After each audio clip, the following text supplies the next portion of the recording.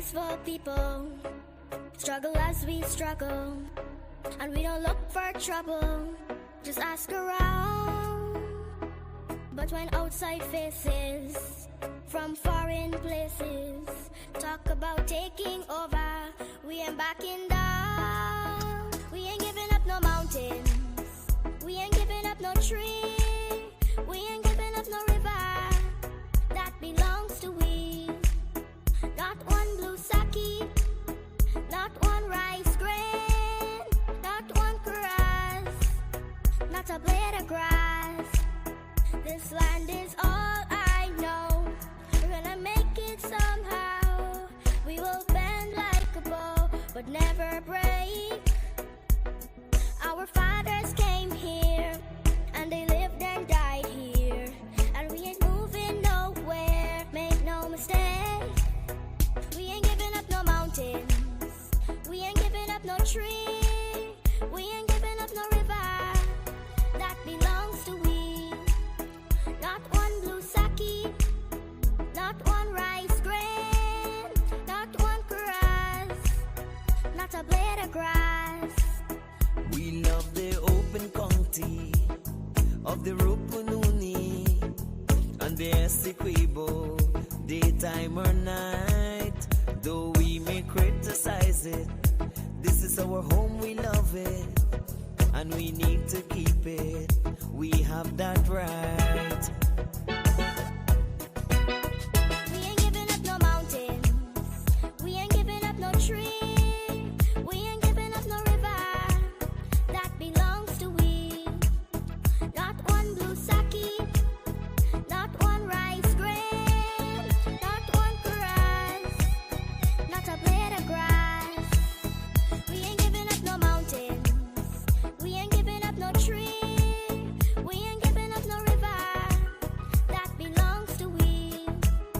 Not one blue sake, not one rice grain, not one grass, not a blade of grass.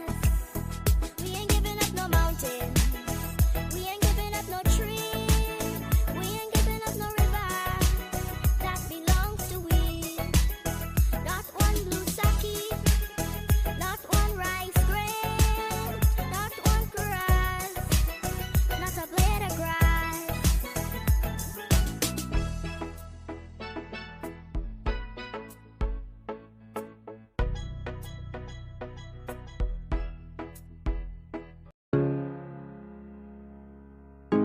This is Quincy Anderson. You know I love my country. There's no other country better than mine. Welcome to Guyana, land of 6 races, 6 different faces, and we all live in love. Guyana is a beautiful country, no other can compare. Got everything right here, so no other can compare. Guyana is made up of so many natural resources. We don't need no forces, cause we got enough resources. Let's talk about bauxite, gold, diamond, and rice. We got it right here. Guyana ain't going nowhere. We got enough oil too. One Guyana, I love Guyana. Guyana, my country, my home. The only place I call home. One Guyana, I love Guyana. Guyana, my country, my home. The only place I call home. Hey, hey, Guyana is nice, Guyana is fun, Guyana is clean, Guyana is green, Guyana got oil, Guyana got gold, Guyana got young and Guyana got old. I ain't talking no more. Guyana got things, we growing wings and developing things. The government real and that's a big deal. I'm singing from my heart, Guyana. I love Guyana. Guyana, my country, my home. The only place I call home. One Guyana. I love Guyana. Guyana, my country, my home. The only place I call home. Welcome to Guyana, land of 6 races, 6 different faces, and we all live in love. Guyana is a beautiful country, no other can compare. Got everything right here, so no other can compare. Guyana is made up of so many natural resources. We don't need no forces, cause we got enough resources. Let's talk about bauxite, gold, diamond, and rice. We got it right here. Guyana ain't going nowhere. We got enough oil to one Guyana. I love Guyana. Guyana, my country, my home. The only place I call home. One Guyana. I love Guyana. Guyana, my country, my home. The only place I.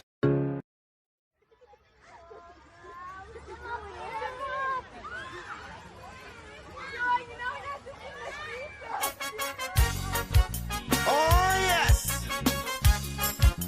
A lot of you gon' vex, but I tell you, sometimes you just got to listen.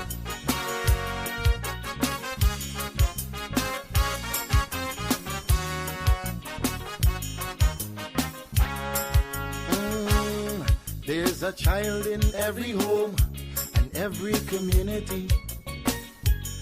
They will grow up to be symbols of unity. They'll be colorblind to race and ethnicity. That's the vision of a leader like President Irfan Ali. I'm talking about the one Guyana where our people can live in peace, where every race trusts each other, where racial prejudice no longer exists. Our children will have one Guyana to grow up in a land united and free with equality and blessed with prosperity. For too long we've been fighting one another.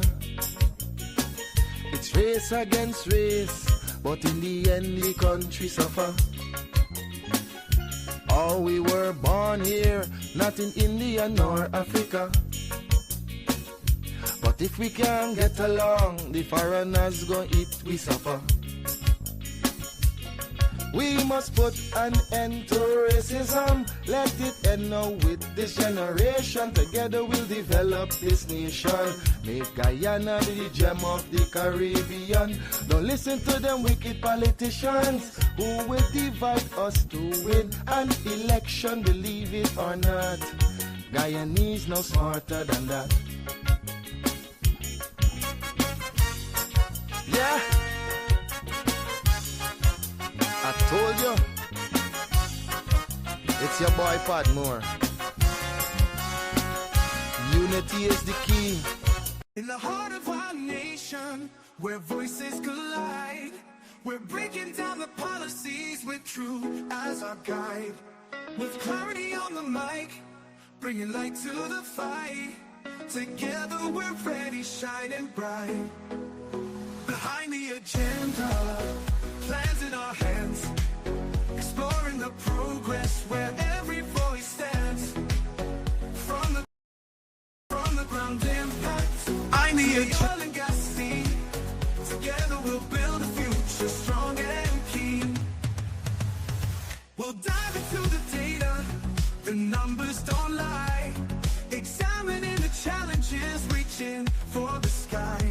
Education, infrastructure, let's pave the way. With fiscal responsibility, we'll seize the day. Behind the agenda, plans in our hands, exploring the progress where every voice stands. From the ground impact to the oil and gas scene, together we'll build a future strong and keen. Whoa, tune in every Wednesday, feel the vibe. For the stories and insights that we all prescribe. Plans, policies, and progress we'll uncover. With every discussion, let's support one another. Behind the agenda, plans in our hands, exploring the progress where every voice stands. From the ground impact to the oil and gas scene, together we'll build a future strong and keen.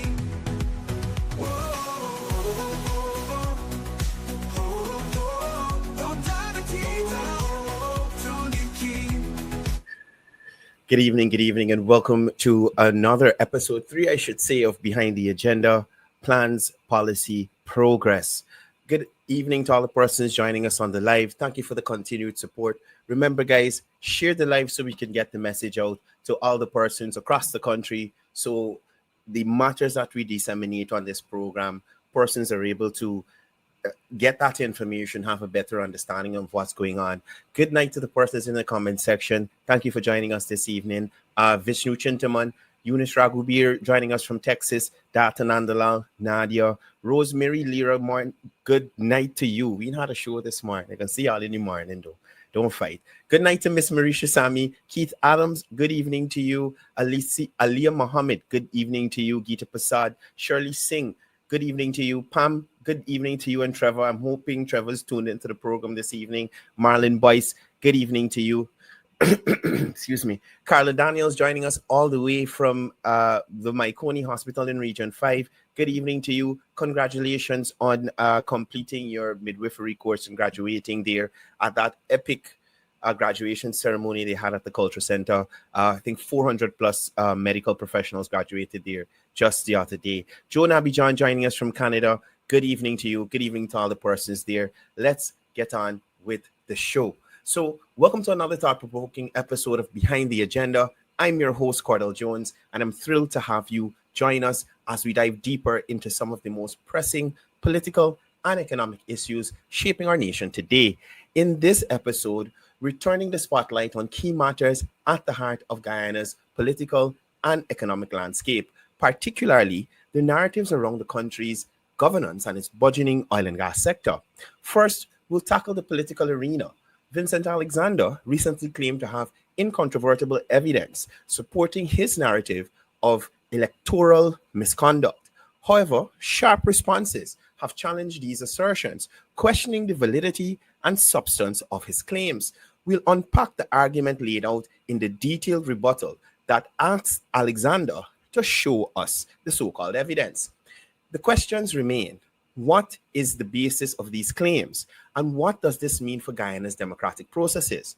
We'll also touch on Vincent Adams' recent remarks calling for the government to take the first step towards renegotiating the 2016 petroleum agreement with Exxon Mobil.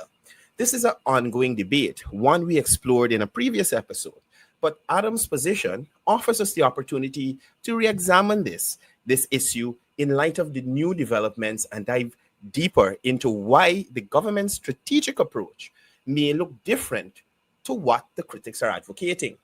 From politics, we'll transition into the topic that's fueling Guyana's economic transformation, oil and gas.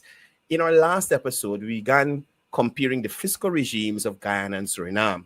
While much has been said about Guyana's agreement and how it stacks up against global standards, what's often overlooked is the nuanced advantage Guyana holds over its neighbor Suriname.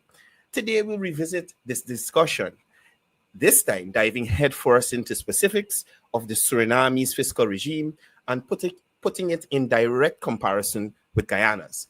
What are the key differences? And why do we argue Guyana's deal may be more favorable than it's often portrayed? As always, we're here to go beyond the surface, challenge the assumptions, and foster informed discussion. Join me in welcoming financial analyst Joel Bagwedin, who will be pulling back the curtain, so to speak, on these critical issues. Joel, welcome to the program. Unmute. Sorry, thank you, Cordell. Good evening to you and your viewers. It's good Thank you for being here again with us, Joel. Always wonderful to have you. Before I continue and get into all this stuff we got to discuss this evening, I must say happy birthday belatedly to you. And guys in the comments, please join me in wishing giving Joel some belated birthday greetings. I think it was the day before yesterday. The 23rd. The 23rd. So we late. I only saw the photos the other day on Facebook there. So happy birthday belatedly. And I trust that you had a nice celebration with the family. Thank you, Cordell. I certainly did. Yeah. Now, let's jump into it. So you recently wrote a letter responding to Vincent Alexander's arguments to his claims of incontrovertible evidence as fallacious. tell us a bit about the contents of that letter and help us understand a bit why Guyanese shouldn't pay attention to some of these things. So thank you again, Cordell. In relation to the Vincent Alexander matter, I will keep it simple and brief because I now remember that you had dealt with some of it already. Remember when they claimed that all these dead people voted and there was documentary. We created some documentaries. We went and we looked for those people, and Right, those people put up their ID card. Hey, I'm here. I'm alive, right? right. But a couple of points, just a couple of points that I want to make for the benefit of the viewers and the people of Guyana uh, watching this program. The first thing is these guys, Vincent Alexander and the others in his group, they love to, they have this way of presenting themselves as sophisticated intellectuals. They Mm, love to use sophisticated words and fancy articulation and so on. And when you listen to them, they sound good, they sound intelligent, they sound, these guys know what they're talking about. But it's all fluff. So he's using to say incontrovertible evidence. The simple thing is, where is the incontrovertible evidence? He had the whole of 2020, from 2020 to 2024, making claims that there is incontrovertible evidence, but to date he has failed to present a single evidence. Now, if you have such evidence to show that you were right all along, then expose it. right, Expose it and let the people do their own interrogation and investigation. When contrasting that type of behavior with the incumbent PPPC administration, and even when they were in opposition, the PPP said we won the election and we could prove it. They came out and they posted their SOPs. right, There was a national recount, and the recount was identical to the SOPs. So that is evidence. right, For me, that is incontrovertible evidence. Then, so that's one. The second thing is, in 2020, where was I? Where was I, Joel Bhagunde? So I was the manager slash economic analyst of mm, the private sector commission at that time. okay, And the private sector commission was the largest accredited local observer in the country. Now, we had international observers, we had other civil society groups. The private sector commission brought all the other small groups together, and we said to them, hey, we are going to coordinate the entire private sector and civil society groups. You probably had a few small ones here and there that were on their own, right, but maybe 90% of all the civil society groups, together with the private sector, we coordinated that observer mission and make it one large private sector slash civil society observer mission. Now, I was the coordinator. My responsibility was twofold. I was the coordinator managing the entire ops room, ensuring that we have observers for each day, especially when we went into the recount. mm, And because we had so much resources, we had a lot of people that participated, that volunteered throughout the recount.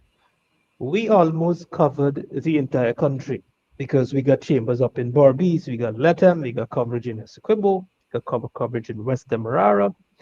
And so while we are not polling agents, we're just observers.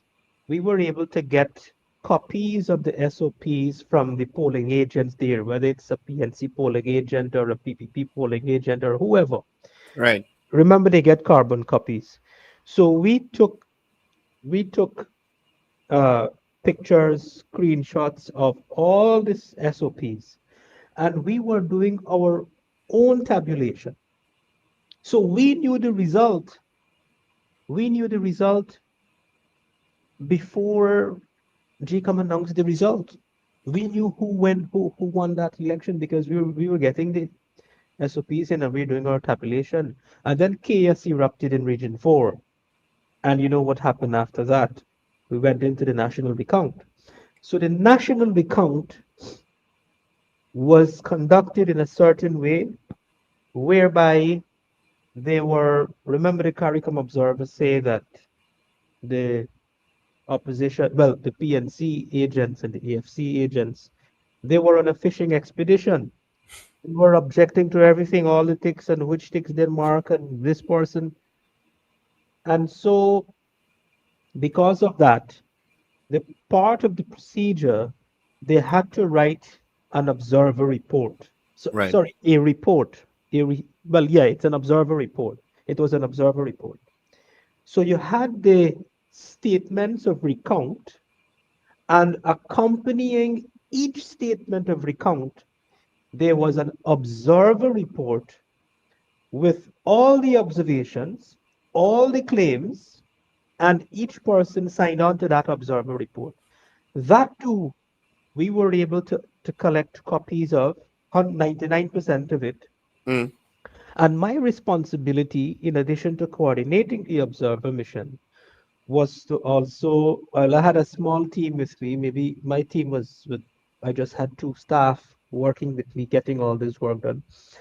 And my responsibility in relation to the national recount was to analyze every single observer report with all the narratives. So that's the work. That's how involved I was in the Right. election Right. at that level. So you would recall when the CCG rolled and Lowenfield did his own thing, and he come with a whole different set of reports. He went to the commission. He took a report. He was sent back to do it because the reports that he was presenting were in breach of the instructions given to him vis-a-vis the elections commission and Right. vis-a-vis the court orders from this Right. Right. CJ, from the Yeah. High Court. Eventually, the last report he sent, there was a long report that he prepared, and I obtained. We got that report. When I took his report, I was now able, because remember, I was actively preparing reports and analyzing the observer reports. I was able now to take his report and I was able to verify everything that he claimed in his report. For example, how many dead persons they claimed vote, how many objections they had, and I was able to compare it with our information extracted from the report, and there were vast differences. There were big differences in terms of what he reported and what I was able to verify that was actually contained in those reports. Right. So these are some important points I want to make in relation to Vincent Alexander that perhaps the public has not been made aware of in terms of our involvement as public commentators. And when we speak and when we write, we have a responsibility. Well, for me, I have a responsibility to the public to ensure that I present information that could be independently verifiable and fact checked. And Right. so it is important to explain the level of involvement as well. So people have an understanding and an appreciation that, oh, when this guy says this, well, this is where he's coming from. It's not just based on hearsay and speculation and what I think and how I feel and that type of stuff. Right. So those are the points I wanted to make and to reiterate again to Vincent Alexander, where is your incontrovertible Evidence. Bring one. Just bring one of it. I'm still waiting on it. So, so look, let's move on to another Vincent, Joel. Vincent's very vocal these days. No, former EPA head Vincent Adams, he wrote recently in one of the media outlets asking government why it hasn't taken the first step as yet towards renegotiating um, or by writing Exxon the 2016 agreement.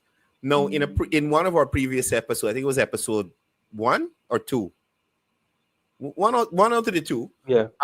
you dealt with this subject extensively. What else would you like to add in response to Vincent Adams, I should say? So let me say at the outset that I previously held Vincent Adams in high regard. Privately, we from time to time we have some, very good exchanges and very good conversations and so on. But now Vincent has found himself in what I describe as a moral dilemma. And before I elaborate on what I mean by a moral dilemma, since he's become or transformed himself into a full-fledged politician, Mm. let me say this. Vincent Adams is someone who is a loudmouth. He makes a lot of noise and he projects himself in a certain manner. And the analogy that I like to use is when you study Vincent's behavior from 2020 to now and all the noise that he's been making over these years, he presents himself as a Rottweiler, but he barks like a Ricita. He barks like a Ricita. Imagine you pretending you're a Rottweiler or a pit bull, but when you bark, you expecting to hear this big pit bull bark or this big Rottweiler bark. There's a you hearing a Ricita barking. Man, Joel, like You, a toothless dog. you know. Now I engage him in a forum. Funny you mentioned the word toothless. So I had an engagement with him in a WhatsApp group that we were in Mm. together, and he said he prefers to be called a Ricita than a toothless poodle. Well, I said to him, you may not be a toothless poodle, but you got false teeth. So when you talk it's false teeth, go fall off anyways. Goodness. You know?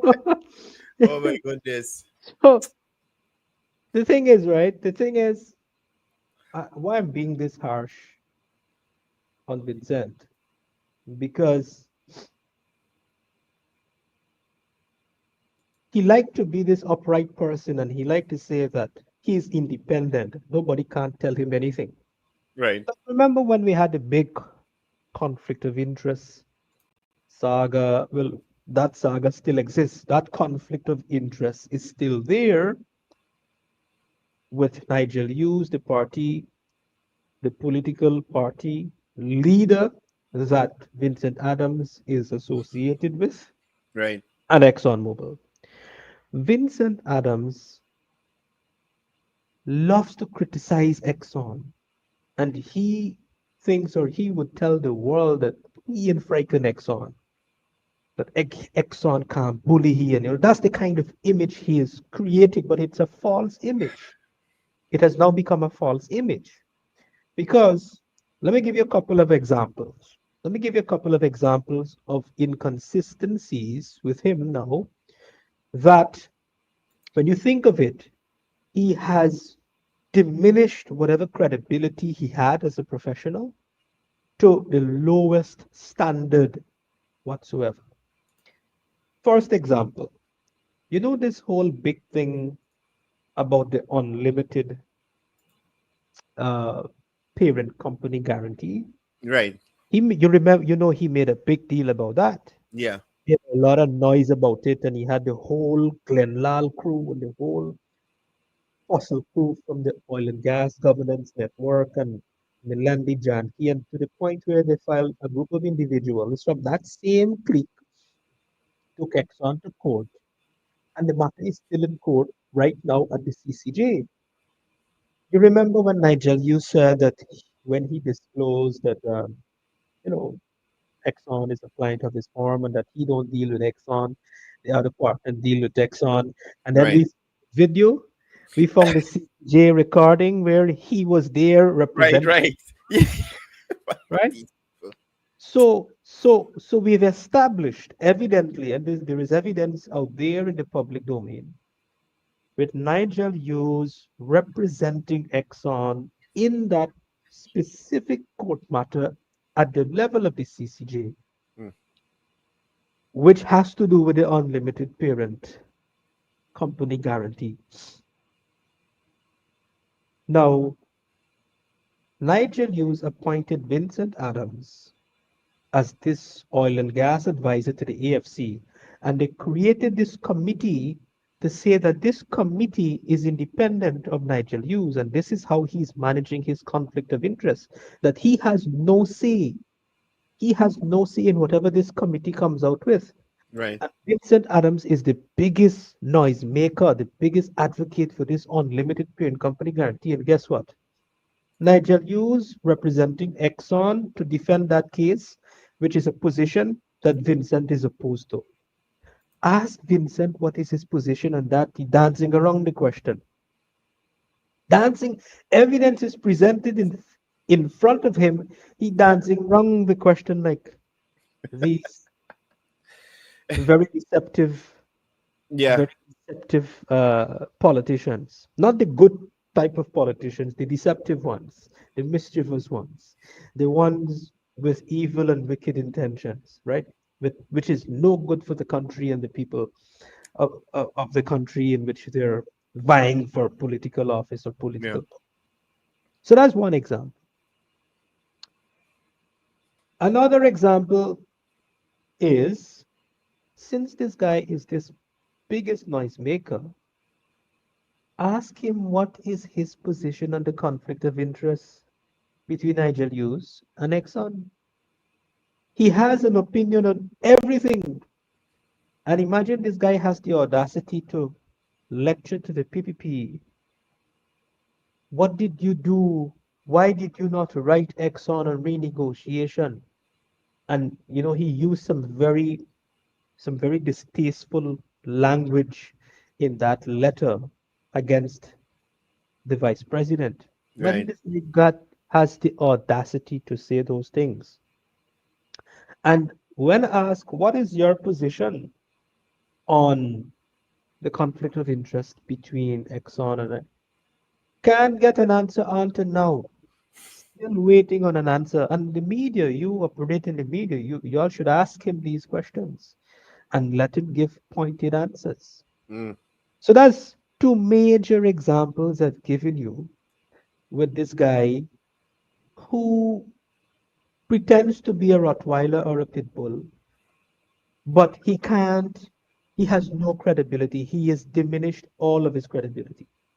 Now, those are inconsistencies. I've presented now inconsistencies specific to him.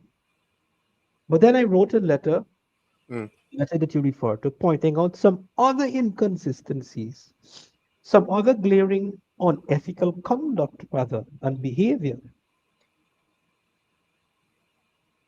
Let's start with the trip. There was this global witness report Mm. that covered the whole controversy involving the negotiations with Exxon and the government, the AFC government. Right. Now, Exxon sponsored, reportedly, according to that report, and nobody has denied it. Raphael Trotman wrote an entire book, and he's never denied it. So it is true. It is true. It has to be true that Exxon sponsored him, the Minister of Natural Resources, to their head office in limousine and all the fancy things, it was described as this glamorous affair Yeah. to negotiate the contract. Now, you know, I suspect you have students who are looking at this program as well, university students. And in negotiation, they teach you these, the art of negotiation. And especially when you're negotiating with these big, powerful companies. When you're entering into any type of negotiation with whomever or whichever corporate giant, there is something called balance of power, meaning you have to know what constitute the powers of the other party in this Mm. negotiation, what is their objective, what constitute the power of the other party, the negotiating party, and what is that party's objective. And when I say power, power in balance of power in the sense, what can I leverage? Mm. What can we leverage? That I'm referring to power here, balance of power. What is it that we have that we could leverage in this negotiation to achieve our objective? Now, the first thing is, if you, let's say you have a company and you want to get into a negotiation with a joint venture partner of another company or somebody else. In every negotiation, you always want to be, even if you might be from a weaker position, you still always want to be, from a strategic standpoint, in a more powerful position, Mm. right? In a Yeah. more powerful position strategically. Right. Now, the first thing you do, you let them come to your office. You don't go to their office, right? Home And, turf. and and this is common sense. If I'm negotiating with anybody, any deal, I am not going to their office. They have to come to my office because in my office, I'm the king for my office. This is Right. my domain. When I'm in your office, in your country, and your soil, you're the king there. I ain't got no power. So the approach in itself, the first approach Right. to to subject yourself to that kind and as a corporate sponsored trip to negotiate such an important contract, you already lost the battle. Right. Yeah. You Indeed. already lost the negotiation because you are going from a position of weakness. Although you have commercial fine of 3 billion barrels of crude, that's your power that you're leveraging. 3 billion recoverable proven resources. And you the data would also tell you that this is not ordinary resources that you have. This is not the quality of crude that Venezuela Mm. has a break-even cost of 45 and $50. You have a light sweet crude that has a break-even cost of 35, 25, $20 as you expand economies of scale.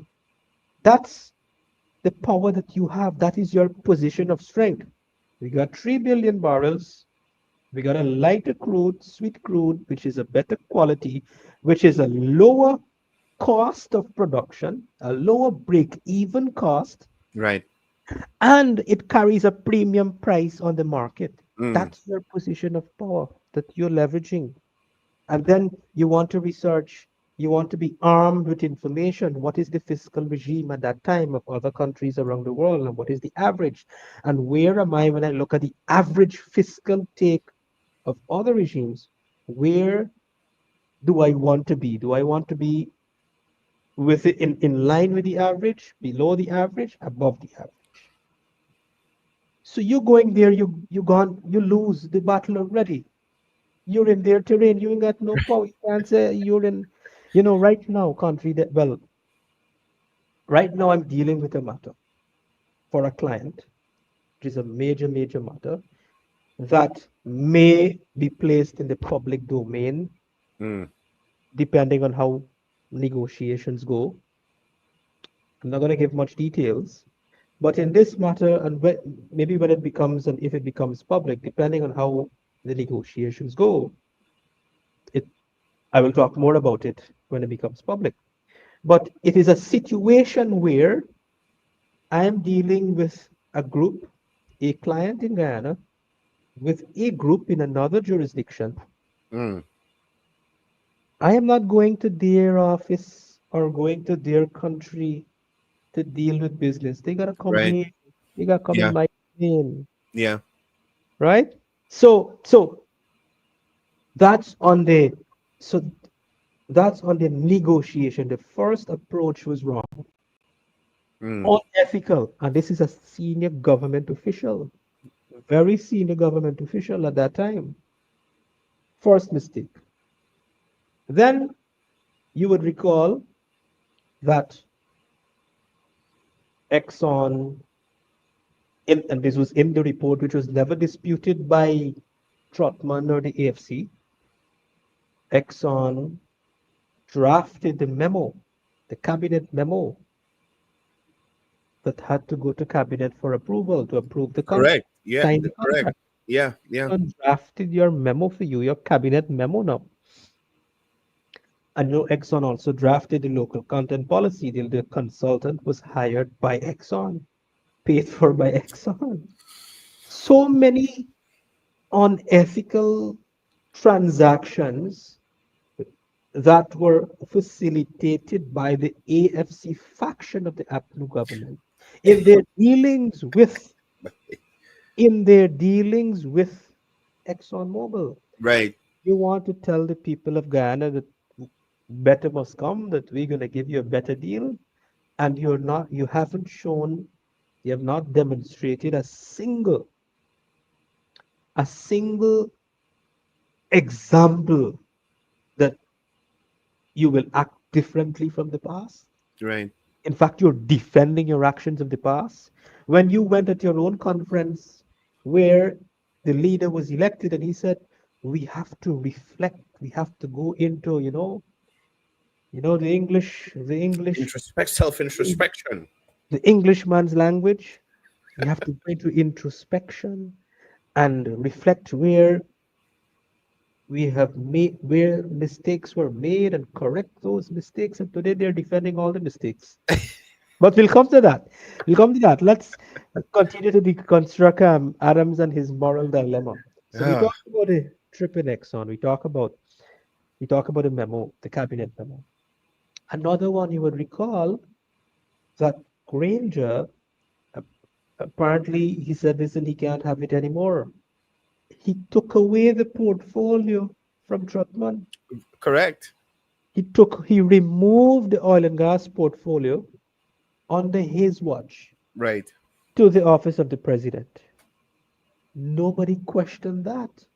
The media never questioned that. It was just reported like, oh, okay, and fly past. Everybody flew past it.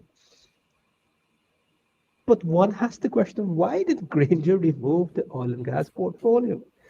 Was it because of so many concerns of conflicts of interest? Was it because of so many deals, so many maybe corrupt deals, corrupt Right. transactions, Indeed. corruption? Indeed. Why? You have to question the president, former president. Why you remove, and you have to also ask them. They have to be held accountable. Why was the portfolio removed? They have to answer the nation. They have an obligation to provide those answers to the nation because next year they want to go to the poll. They're going to the polls to be elected, Yeah. contesting the elections. To bring better. So we have to hold them accountable on these issues. Right. Another important point, I made the argument that Niger News was already working for Exxon. Now, you remember, let's go back a little bit in history, not so distant history.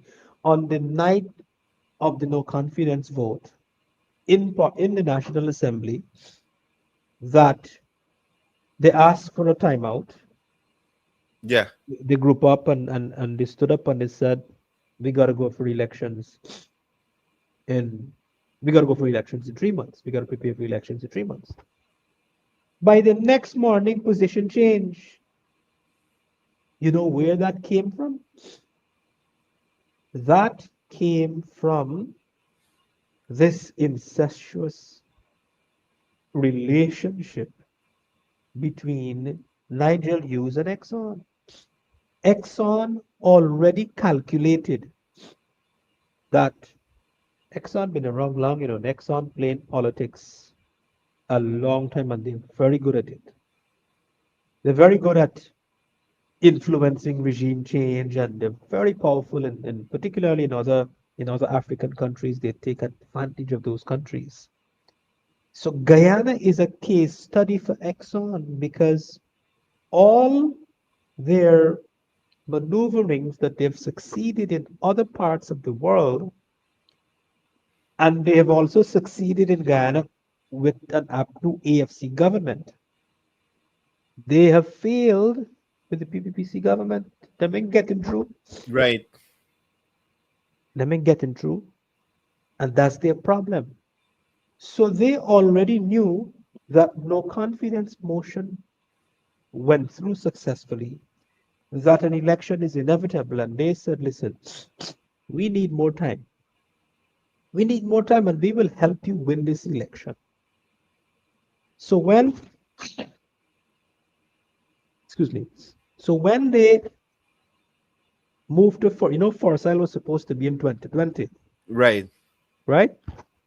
But Forsyth suddenly moved to December 2019, exactly 1 year after the no confidence motion. You know why? Two reasons. By moving to production in 2019, it was a ploy to help the incumbent government retain power because it means they now have more resources, they have more financial resources from the treasury that they could utilize however they want to remain in power. Two, politically, they could go to the electorate and say, hey, for style under the AFC campaign slogan. Right. Thirdly, and most importantly, what it did, it allowed them to, by moving to production, lock in the production agreement of 2016. So as long as you get into production under that arrangement, it doesn't matter which government come into power. Remember, I You already explained got an in the last agreement. episode that agreement is now active, it's live, and the stability clause in that agreement kicks in.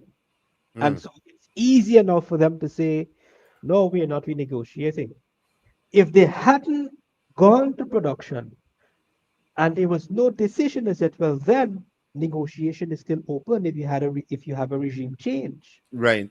That's the primary reason why Exxon did that. And who facilitated it? Nigel Hughes when he manufactured his 33 nonsense. So I want to These ask are, you. so these are the Go ahead. things I put to Vincent. He can't answer. He can't give me no answer. This is the guy who is the big bad pit bull, but Right. like a rice eater. Yeah. That same 33 thing, I wanted to ask you because I was looking online for information. Nigel Hughes had said, and we're going a little off topic here. I just want your opinion on this. Nigel Hughes often said that this was a what's the word he used? It was Absolute a majority. legal thing that Some was legal argument. He some called us legal come up with argument that Donald Ramutar yeah. asked him Oh, to yeah. thing. But That's my a thing lie. was, I That's never a lie. heard, No.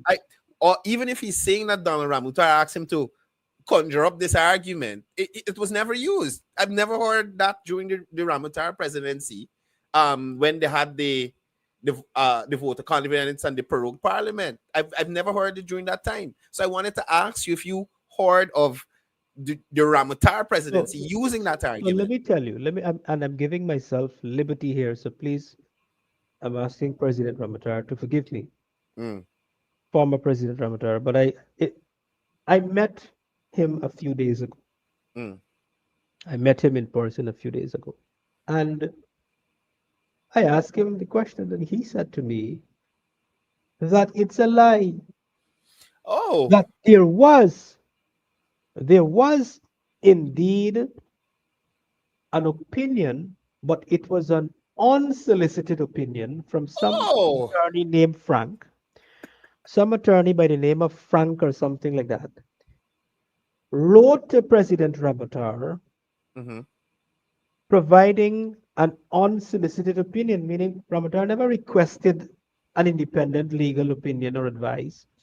The the legal advisor to the president, to any president, is the attorney general. Correct. And the attorney general then, and this is on public record, who's our current attorney general, Anil Nandlal, advised the president, and this is within the public domain, that listen, remember there was a time when they had control of the National Assembly. They had Correct. 43 and the PPP had the executive. So we had a minority government.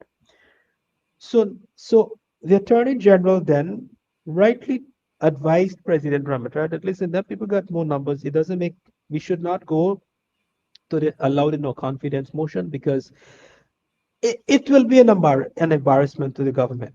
Correct. So instead of going through the embarrassment of a no confidence motion, which they can win anyways, they have the number in their favor that prorogue parliament and call a snap elections. And that is the advice that he acted upon. Right. Right. Yeah. So there I was just wanted to no run that by you because there was I, no you know, solicited advice. There was no it was an I got to check unsolicited with him on opinion. that. You know, I got to ask him if Yeah, this was solicited advice. you And then should. too, when you mention the unsolicited advice, where did Nigel Hughes get it from? Because you mentioned somebody Because named Frank. because that's the nature of him. He is disingenuous. Oh, He's that's the nature of the animal. Fabricate stuff. He lies all the time. He lies that he wasn't representing Exxon, and we found the video. He demanded the CCJ represented Exxon. Joel, let's continue with the topics for How you tonight. gonna believe people like them the who lie through their teeth, bare face too, bare face? They'll watch you your face and lie and know Man, I'm I telling not. somebody that just the other day. Bare face. They don't care. They don't care. Now, in the last episode, we left off with the comparison between Guyana and Suriname's fiscal regimes. You argued that Guyana has a better deal in actuality than Suriname. Can we pick up where we left off on this topic and explain it in some more detail? Um, Over to you. So now remember when I was explaining this thing, and I briefly alluded to it.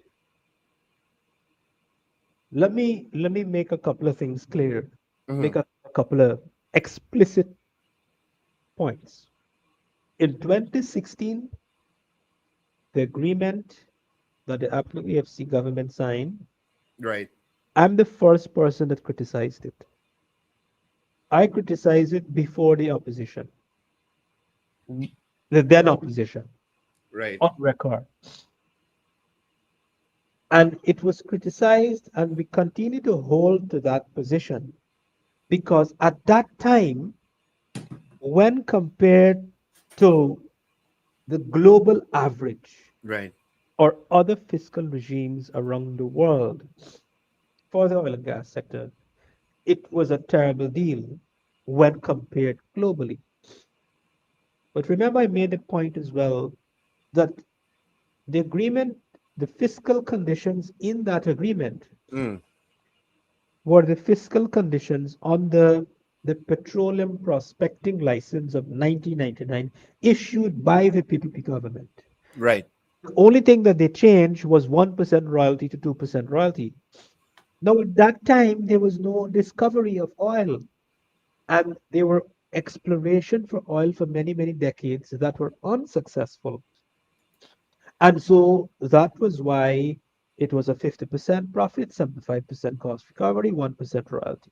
Because there was nothing, there was no oil. Just take this and go and explore. When you find, come back, we can talk business again. That's a different matter. PPP demitted office in 2015. They come in and they change 1% to 2%, and they come and say, listen, we them guys have one, we get two. And they think that is a great achievement. So this is the basis upon which the government, as well as myself, we are saying that that deal could have been better when compared at that time to the rest of the world. Correct. But remember, I also explained that because this is a global industry, when the new kid on the block in this business come out with such a favorable deal, it automatically made all the other countries competing for oil and gas investment less competitive. Mm. So what happened from then to now, and you could go and independently verify this. Look at the United Kingdom, look at Namibia, look at Trinidad and Tobago, and even Suriname.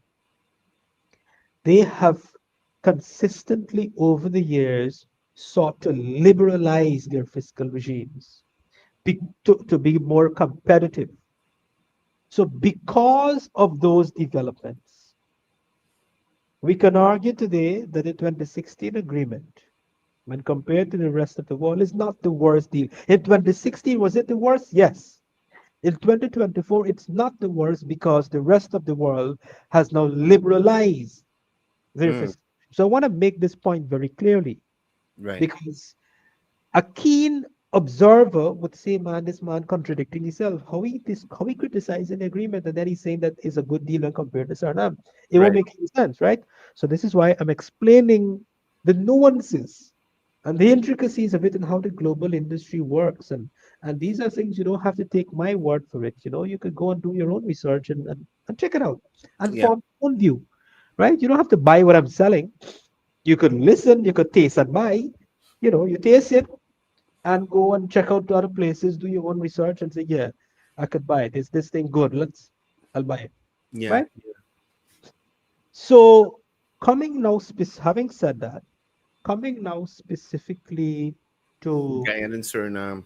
Guyana and Suriname, Right. you know they say that the devil is in the detail.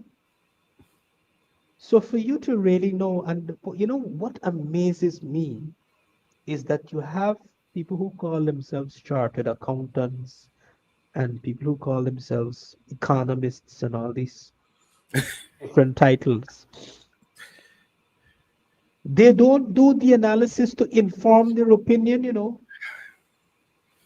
They just surface level and they form an opinion, you know, out of thin air. Grounded on there's no basis, no foundation, nothing whatsoever. I remember you spoke about the percentage of the Right. survey that So was so done. so for me, you know, when I look at Suriname, you know how long I was supposed to do that analysis? When I look at on the face of it, I could not comment whether it's better or bad compared to Guyana Mm. because I didn't do the analysis up until now. Now that I've done the analysis and I've applied the Suriname fiscal regime and compared it to applying Guyana's to a couple of scenarios. There are a couple of things to note without getting too technical, making it just to keep it simple for the viewers. Suriname has 6.25% royalty. There is a 36% corporate tax, and there's a 20% profit. Now Mm. that 20% goes up. It goes up based on a certain formula. It could be 20% on the lower end, 20% profit on the lower end, all the way up to 80% profit on on the higher end, on the Mm. upper end. But when you apply it and do the analysis, what you will find is that in the case of Guyana, the government of Guyana put zero money from the treasury in the oil and gas business. Zero. Not a cent comes from the treasury. Right. But they Right. collect. The government collects. The treasury receives profit oil and royalty.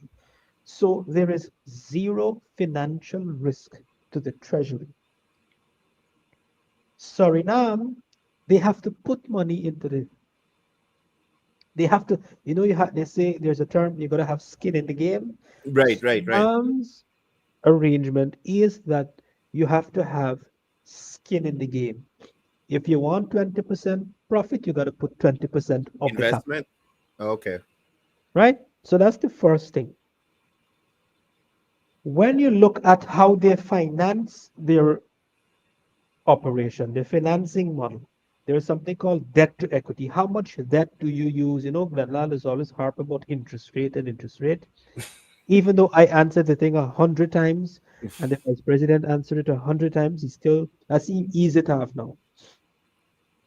So in finance, you're taught that equity capital or equity financing is more expensive than debt financing. Okay. So debt financing, you pay in some cases a fixed interest rate, maybe 5%, 6%, whatever is the market rate. Equity is based on the return on equity, that is the cost of the equity capital. So it's more, so from that perspective, the theory says, or the literature says, equity is more expensive Mm. because return on equity, your return on equity might be 25%, 30%. But on a loan, you take a loan, you might be paying 9% interest Right. in that loan. So when you look at what you call now the capital structure of Suriname, you got to look at stats, the balance sheet, and so on, the national oil company. You would find that they have a higher debt financing, a higher leverage, or a higher gearing Okay. ratio, meaning they finance their operations with a larger amount of debt compared to equity. In Guyana, the debt ratio is about 30%. Mm. In Suriname, the debt ratio is about maybe 40, 45%. Or, sorry, not, it's about 50%, just over 50%. Wow. So the higher your debt, the more interest cost you have to pay, the higher interest expense you have to pay. In Guyana, we are paying a lower debt means lower interest cost. So when you apply it and you look at it from that perspective, they are paying a higher interest expense compared to Ghana, which effectively reduces your bottom line, Mm. which effectively reduces the taxes you collect and the profit you collect, Okay. because that's a cost. The other dimension to that to the analysis is the formula. There's a certain formula that you calculate 20%, 80%. Now, when you look at the way that formula is designed, the formula is designed to provide security to the oil company's investment, Mm. meaning when oil prices are low, the oil companies get the higher share of profit. They Mm. get 80%, and the government gets 20%. When Okay.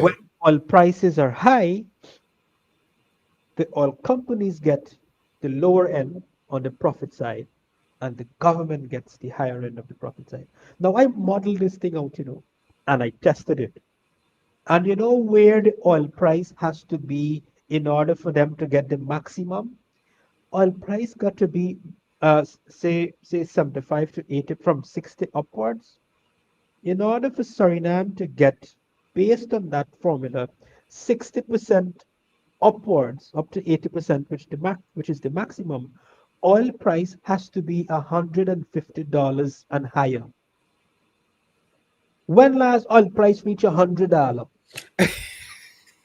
You Right? can wait long. So the only way Suriname will be able to cash in on a 60% or a 75% or 80% Yeah.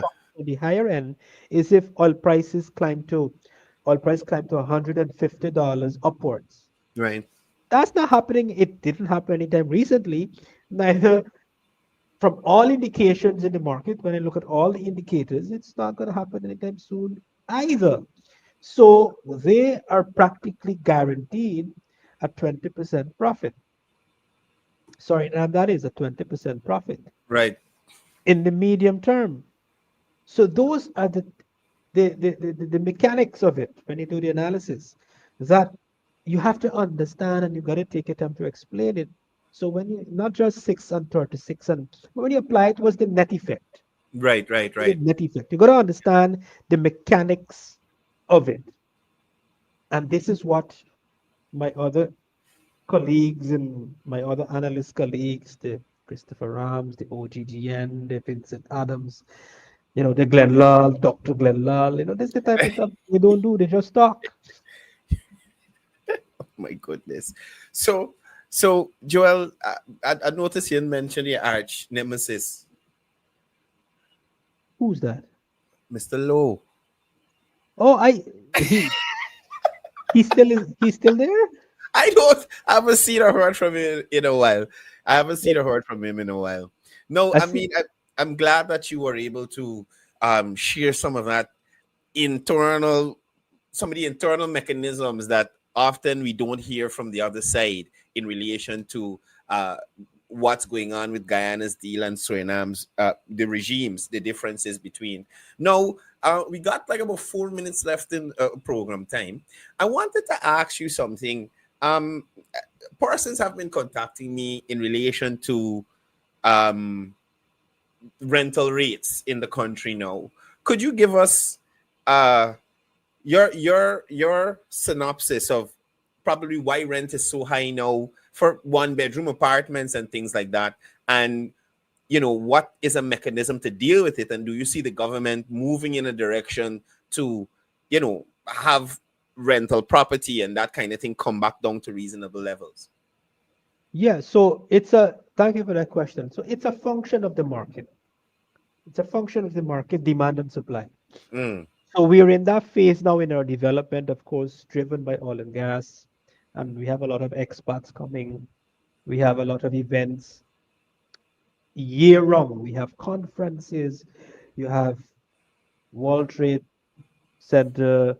we got You fresh have a cricket right series, now. you have cricket. You have a series of events throughout the entire year Mm, where we have the rate of visitors is increasing exponentially. And so it's a consequence of the market demand and supply. So you'd right. expect that to happen. The thing is, there is always a lag, meaning in a market economy to bring down prices, to bring down rental rates, you got to have more apartment buildings, more investment in housing development. Let me promote housing, not so much rental, more investment in the housing sector, and of course driven by public sector, driven by the government as well as private investment, and Right. of course have the people with their apartment buildings and so on. Those investments take time to materialize. It takes a year, sometimes 2 years, 3 years. Let's talk about housing development on a large scale, or you got to develop new housing schemes. You got to go to parliament, you got to make the Yeah. Yeah. application, you got to develop the land, clear the land, build the infrastructure. This, so it's going to last maybe for another 5, 6 years, 7 years before prices come down. In the meanwhile, we have to, however, from now ramp up the Mm, investment in the housing drive, as well as encourage private sector investment in more condominiums, in more apartment buildings, and private sector driven investment in housing development as well. That would eventually stabilize prices. So that's mm. the explanation, and that's what it was happening in terms of Man, government policy. yeah, I'm so glad you're able to give us a better idea of what's going on, because it had me spun what's going on. I was checking some rental rates there the other day, and I'm wondering what's going on. Joel, thank you for being here with us this evening, and sharing on a wide range of topics and giving us a better understanding. Guys, don't forget to join us on the 11th of December for another episode of Behind the Agenda, where I join Joel in breaking down the breaking issues, the critical issues that are focused on in and around Guyana. That's all for us this evening. Joel, thank you again for being here. Do enjoy the rest of your evening. And from us here at Behind the Agenda, do have a safe and wonderful rest of your evening. Take care. Thank you. Progress where every voice stands, from the ground impact to the oil and gas scene. Together we'll build a future strong and keen. Behind the agenda, plans in our hands, exploring the progress where every voice stands. From the ground impact to the oil and gas scene. Together we'll build a future as our guide. With clarity on the mic, bringing light to the fight. Together we're ready, shining bright. Behind the agenda, plans in our hands, exploring the progress where every voice stands. From the ground impact to the oil and gas scene. Together we'll build a future strong and keen. We'll dive into the data, the numbers don't lie. Examining the challenges, reaching for the sky. Education, infrastructure, let's pay